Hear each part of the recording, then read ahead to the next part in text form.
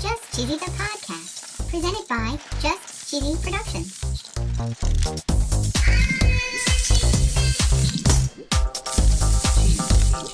Hi there, I'm your host, Fondue. In this week's episode, we talk about peanuts and cheese. Ooh, peanuts. In honor of Black History Month, we're talking about the contributions that George Washington Carver made to peanuts. Wow. We're going to talk about peanut paneer. Ooh. We're going to talk about nut-based and vegan cheeses. Yay. We're going to hear about a few cheese grants. Oh. And we're going to recommend some shopping. Yay. And of course, no episode would be complete without a very vegan cheesy joke. What? Stay tuned for episode 67, Cheese Nuts, Cheese on nuts. Just Cheesy, the podcast.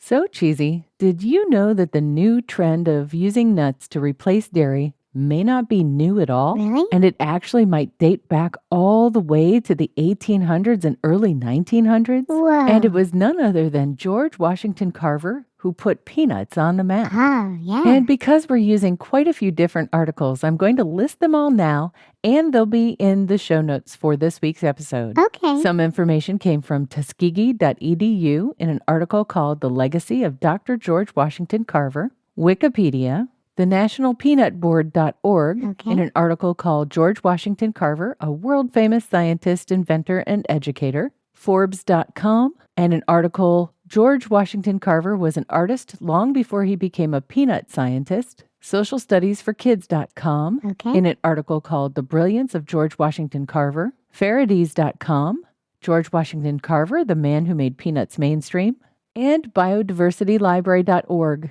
Excerpts from a book called How to Grow the Peanut and 105 Ways of Preparing It for Human Consumption. That is so much information. True, but when you're talking about a man who was compared to Leonardo da Vinci, Whoa. there's bound to be a ton of info. Yeah. George Washington Carver was born as a slave in 1864. Aw. Most of the articles describe him as a frail and sickly child, Oh, no. and he wasn't suited for heavy-duty work in the fields. Oh. Ultimately, when slavery was abolished, the owners, Moses and Susan Carver, raised George and his older brother as their own children. Susan taught George how to read and write. Nice. George loved plants so much that he became known as the plant doctor Uh-huh. before he was even 13 years old. Whoa. And around that time, he ended up going to a school for African American children 10 miles away from where he lived. Wow. He ended up graduating high school in 1880 from a high school in Minneapolis, Kansas. Wow. In 1890, Carver studied piano and art at Simpson College in Iowa. How'd he go from art to peanut? Carver had an art teacher named Etta Budd. Oh. She encouraged him to enter a painting in a local art exhibit, Okay. and that actually ended up selected as one of the artworks to represent Iowa at the World's Fair in Chicago in 1893. Holy cow. It got an honorable mention at the fair. Wow. It's very difficult to make a living as an artist. Mhm. So his teacher suggested that he take his plant illustration skills to the botany department at Iowa State Agricultural College, Okay. where he went on to get a bachelor's degree in 1894 and a master's in 1896. Wow. And after receiving his master's degree, they convinced him to stay on because they were that impressed with his work as a botanist. Wow. It was in 1896 that Carver was invited to head the agricultural department of Tuskegee Institute, which is now Tuskegee University. Whoa. He taught there for over 47 years. Holy cow. One of his first interests was to help farmers increase the yield of their crops. Whoa. He invested a lot of time talking to farmers, and he explained the benefits of fertilization and crop rotation. Wow. Partly thanks to this, crop production did increase, but now they were stuck with tons and tons of surplus that they didn't know how to sell. Oh, no. The ever-resourceful Carver came to find tons of uses for the peanut. He ultimately invented over 300 products using peanuts. Wow. There's a 35-page book that talks about at least 105 different ways to process peanuts for human consumption. Holy cow. And Cheesy, some of these are just amazing. Yeah? The first one on the list is peanut soup. Ew. Of course, things like peanut bread and peanut cookies, Ooh.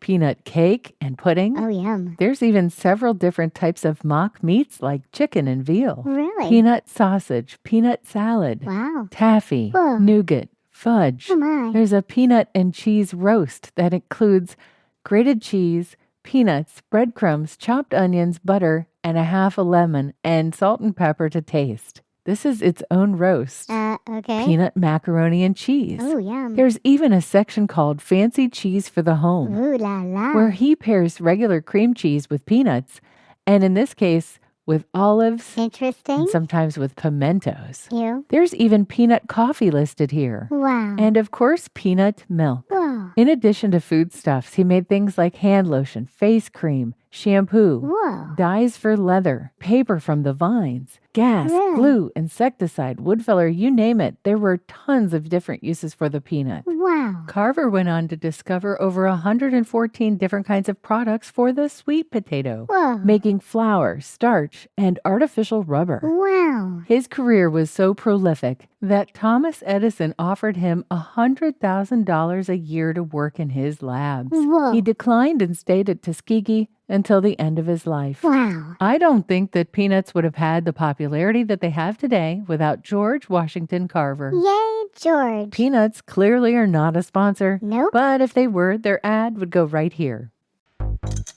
Have you ever wanted to listen to the web? Yeah, Well, Newsly makes that possible. they do. They're an all-in-one audio super app for iOS and Android. Super app. You can listen to trending articles on the web on topics that you choose and get them read to you in a natural human voice. What kind of topics? Sports, Cheese? tech, business, science. Cheese? I'm sure there's even cheese. Yay. They even have an entire section for podcasts. Are we there? Of course we are. Ooh. It's one of my new favorite podcast apps. They even have digital radio. Holy cow. Just go to www.newsly.me to download it free. Whoa. Or use the link in the description.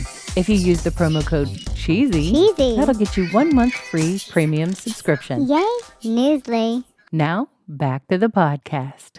Did you know that you could make your own cheese from raw peanuts? Whoa, really? That's right. According to cookpad.com, there's a recipe here that calls for 1 cup of raw peanuts. Ooh. You're going to wash and soak them in water overnight or about 8 to 10 hours. You'll need some cheesecloth, a strainer, some lemon juice or vinegar, and water. Whoa. So this is essentially the same as the cheese that we made a little while back, Oh, yeah. but you're going to take basically peanut milk and put in some vinegar or juice in order to curdle the milk, and that will give you some curds. Yum. And this is explained in an article on bonappetit.com. They explain what nut cheese actually is. Nut cheese. You start with the nuts that are high in fat content because their texture mimics dairy products. Oh, okay. You soak and blend into a milk, and then you're able to ferment. Here they go past the simple cheese like what we made with vinegar, Ooh, okay. but they go into it with probiotic cultures, and they ferment this kind of cheese. Wow. They even talk about aging the cheese so that it gets a real depth of flavor. Whoa. Have you ever wanted to have a career in the cheese industry? Who wouldn't? Well, according to